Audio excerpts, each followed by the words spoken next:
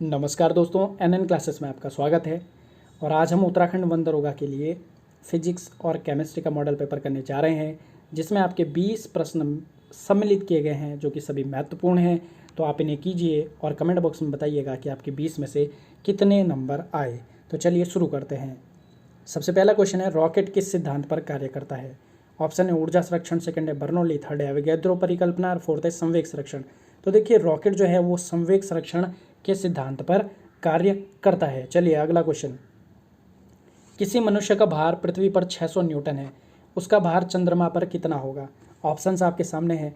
पहला है 6000 Newton, second है 60 न्यूटन, थर्ड है 1000 न्यूटन और फोर्थ है 100 न्यूटन। तो देखिए, अगर पृथ्वी पर भार 600 न्यूटन है तो चंद्रमा पर जो भार होगा वो होगा 100 न्यूटन, क्योंकि आप जानते हैं कि यहाँ के भार का वहाँ पे क्या होगा, 1/6 हो जाएगा। तो आप इसको ऐसे कर देंगे और फिर आपका क्या निकल के आ जाएगा, 100 न्यूटन। तो ये आपका क्वेश्चन हो गया सॉल्व। चलिए अगला क्वेश्चन, एक बोतल में पानी भरा जाता है और उसे जमने दिया जाता है तो बोतल टूट जाती है, क्योंकि आपको रीज़न बताना है कि ऐसा क्यों होता है। ऑप्शन फर्स्ट है पानी जमने पर फैलता है, सेकंड बोतल हिमांक पर सिकुड़ती है, थर्ड है बोतल के बाहर का तापमान अंदर से ज़्यादा होता है और फोर्थ है पानी गर्म करने पर फैलता है।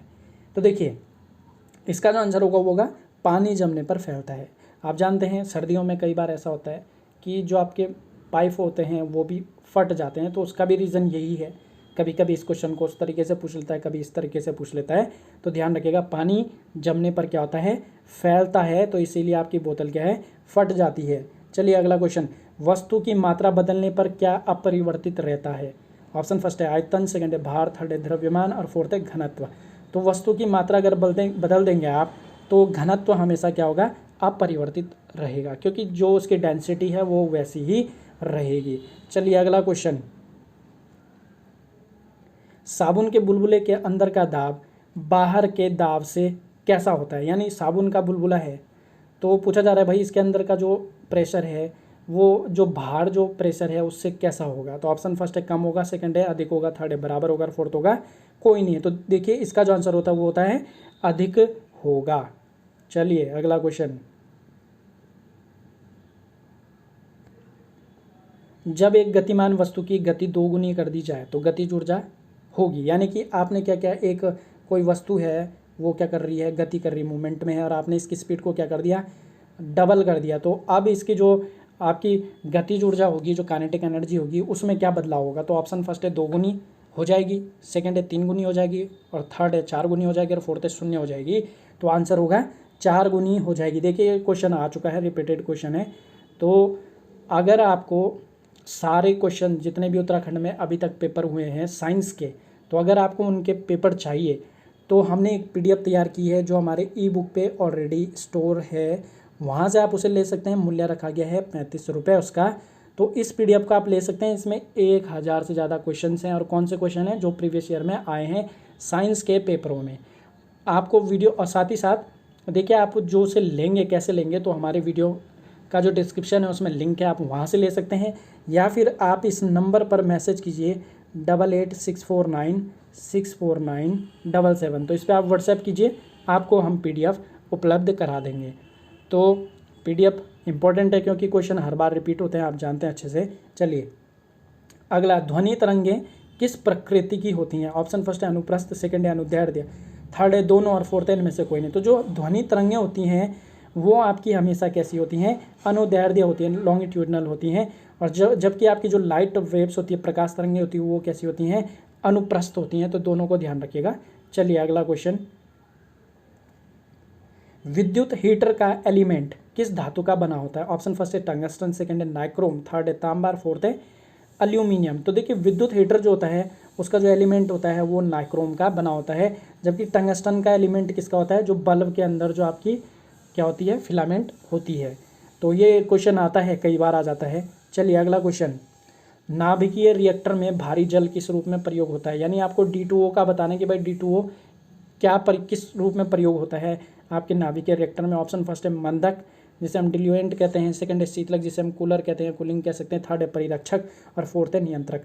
तो देखिए, नाभिकीय रिएक्टर में भारी जल जो है वह एक मंदक के रूप में प्रयोग होता है। किसके रूप में? मंदक के रूप में प्रयोग होता है। चलिए अगला क्वेश्चन, रडार के आविष्कारक कौन है? ऑप्शन फर्स्ट है वॉन्ट एसेल, सेकंड है रॉन्टजेन, थर्ड है फोन्स वर्थ और फोर्थ है रॉबर्ट वॉटसन। तो देखिए रडार किसने बनाया ये पूछा जा रहा है, तो इस क्वेश्चन का आंसर होगा रॉबर्ट वॉटसन वॉट। तो इन्हें रॉबर्ट वॉटसन वॉट भी कहा जाता है, ध्यान रखिएगा। रडार सबसे पहले इन्होंने ही बनाया था।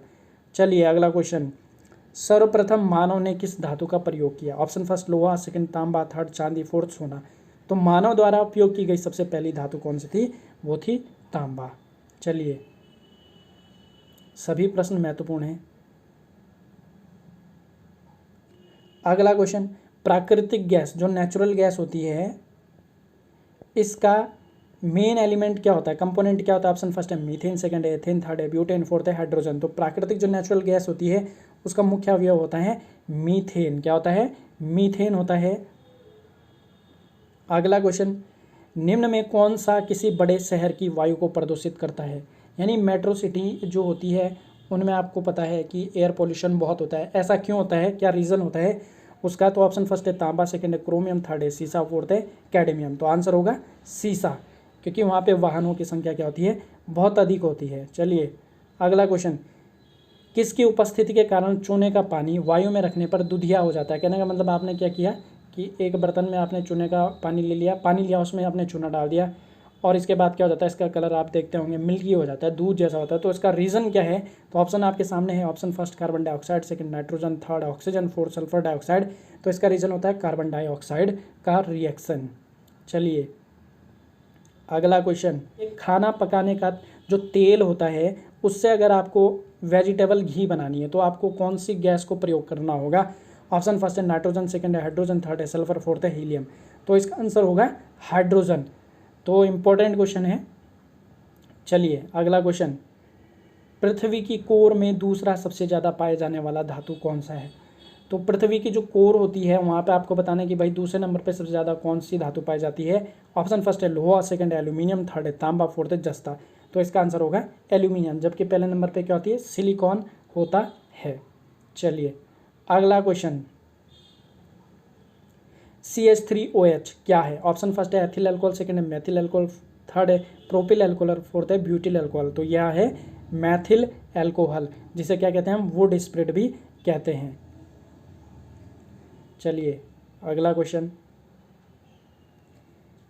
बायोडीजल किस वनस्पति से तैयार होता है या प्राप्त किया जाता है? ऑप्शन फर्स्ट है मूली, सेकंड है जेट्रोफा, थर्ड है सनाया, फोर्थ है चुकंदर।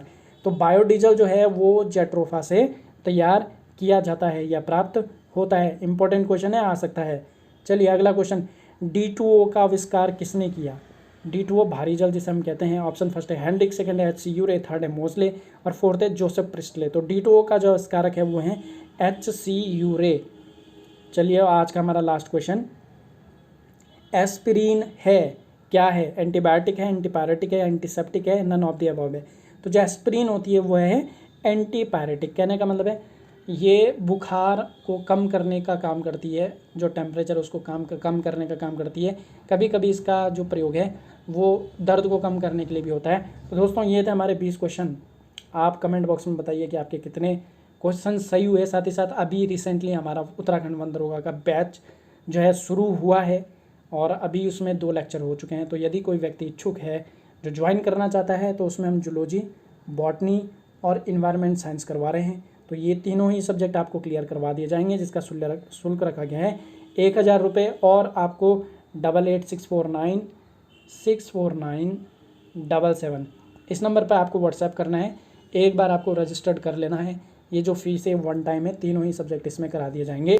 तो दोस्तों आज का वीडियो आपको कैसा लगा हमें कमेंट बॉक्स में बताइएगा और अगर पसंद आए तो लाइक कीजिएगा, शेयर कीजिएगा। तो आज के लिए इतना ही रखते हैं, मिलते हैं आपसे फिर से एक नई और वीडियो के साथ। तब तक के लिए जय हिंद, जय उत्तराखंड।